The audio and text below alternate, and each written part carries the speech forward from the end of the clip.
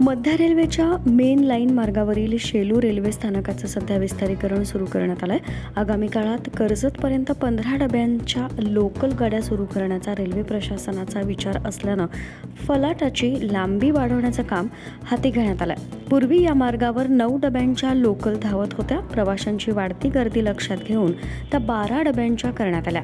मात्र सकाळ संध्याकाळच्या गर्दीच्या वेळेत प्रवाशांची संख्या प्रचंड वाढत असल्यानं 15 डब्यांच्या लोकलची गरज निर्माण झाली आहे. सध्या कर्जत दिशेला 15 डब्यांच्या उपनगरी लोकल धावत नसल्यानं प्रवाशांना मोठ्या प्रमाणात गर्दीचा सामना करावा लागतोय. ही परिस्थिती लक्षात घेऊन शेलू स्थानकात मुंबई दिशेकडे दोन्ही बाजूंनी फलाट वाढवण्याचं काम सुरू करण्यात आलंय.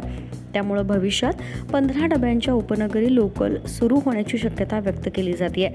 दरम्यान गेल्या काही वर्षात शेलू परिसरात मोठ्या प्रमाणात चाळी आणि इमारती उभ्या राहिल्यानं इथं राहणाऱ्या लोकसंख्येत मोठी वाढ झाली आहे. त्यामुळे उपनगरी लोकलनं प्रवास करणाऱ्या प्रवाशांची संख्या देखील प्रचंड वाढली आहे. परिणामी लोकल गाड्या अनेकदा तुडुंब भरून धावत असल्याचं चित्र दिसून येत आहे.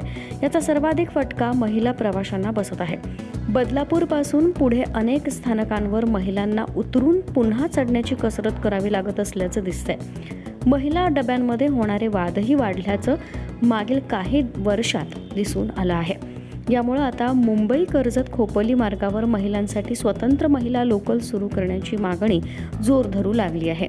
शेलू येथील महिला कार्यकर्त्या रेखा हिरेमठ यांनी रेल्वे प्रशासनाकडे ही मागणी केली आहे.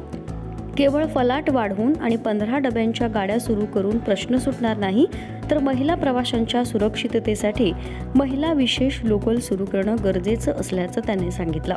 महिलांसाठी स्वतंत्र लोकल सुरू झाल्यास प्रवास अधिक सुरक्षित आणि सोयीस्कर होईल असा आशावादही त्यांनी व्यक्त केलाय.